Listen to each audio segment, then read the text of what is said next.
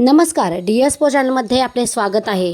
येवला तालुक्यातील ग्रामीण भागातील अंगुलगाव येथे मंत्री छगन भुजबळ यांच्या मार्गदर्शनानुसार माजी खासदार समीर भाऊ भुजबळ भव्य क्रिकेट करंडक स्पर्धेचे उद्घाटन मोठ्या उत्साहात पार पडले। राष्ट्रवादी काँग्रेसचे प्रदेश सरचिटणीस दिलीप अण्णा खैरे यांच्या हस्ते या क्रिकेट स्पर्धेचा शुभारंभ करण्यात आला। येवला कृषी उत्पन्न बाजार समितीचे माजी उपसभापती देवीदास निकम यांनी सर्व क्रिकेटचे आयोजन केले आहे। राजापूर गटातील अनेक संघांनी या स्पर्धेत सहभाग घेतला असून उद्घाटन सोहळ्यावेळी उपस्थित मान्यवरांनी खेळाडूंना शुभेच्छा देत ग्रामीण भागातील तरुणांनी क्रीडा क्षेत्रात पुढे यावे असे आवाहन केले।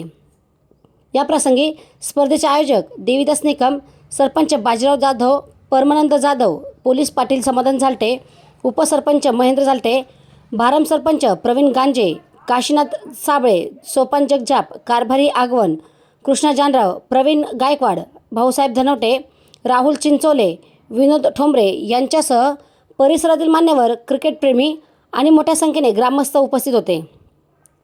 उद्घाटन सोहळ्याप्रसंगी उपस्थित मान्यवरांनी खेळाडूंना शुभेच्छा देत ग्रामीण भागातील तरुणांनी क्रीडा क्षेत्रात पुढे यावे असे आवाहन केले। DS4 मराठी न्यूजसाठी दीपक सोनवणे, येवला।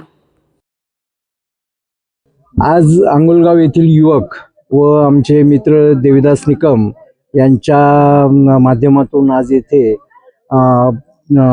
माजी खासदार समीर भाऊ भुजबळ यांच्या करंडक स्पर्धेचं आयोजन करण्यात आलेलं आहे। त्यासाठी जे स्पर्धक ज्या ज्या टीम आलेल्या आहे आणि बाकी जे आयोजक आहेत त्यांना सर्वांना शुभेच्छा देतो आणि यावेळेचे आज उद्घाटन झाले असं जाहीर करतो। आदरणीय छगनरावजी भुजबळ साहेब यांच्या आशीर्वादाने तसेच समीर भाऊ भुजबळ करंडक स्पर्धा व माननीय दिलीप अण्णा खैरे यांच्या मार्गदर्शनानुसार आज ग्रामीण भागामध्ये खऱ्या अर्थाने आपण क्रिकेट स्पर्धा आयोजित केल्या आहे। या क्रिकेट स्पर्धा याच्यासाठी आयोजित केल्या आहे की ग्रामीण भागामध्ये खऱ्या अर्थाने खूप चांगले खेळाडू असतात आणि त्यांना प्रोत्साहन म्हणून आपण ही स्पर्धा सुरू केली आहे। तसेच या खेळामध्ये ज्यांनी सहभाग घेतला आहे किंवा घेणार आहेत यांना आपण प्रत्येकांना गोल्ड मेडल देण्यात आहे।